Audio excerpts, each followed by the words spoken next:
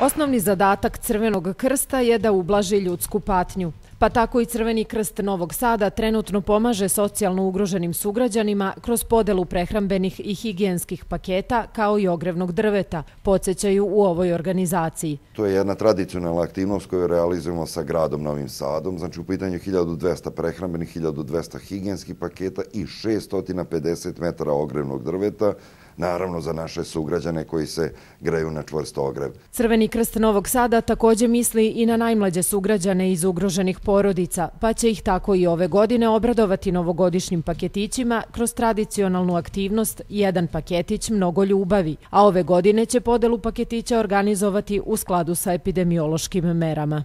Paketići su namenjeni za decu čiji su roditelji korisnici programa Narodne kuhinje, zatim naše socijalno ugroženu decu na teritoriju grada, zatim u saradnji sa Centrom za socijalni rad Sigurna dečija kuća, Centar za porodični smeštaj i usvojenje, zatim deca iz SOS dečijeg sela i zavisno od broja paketića, negde oko 1200 mališana usrećimo pred novogodišnji i božićne praznike.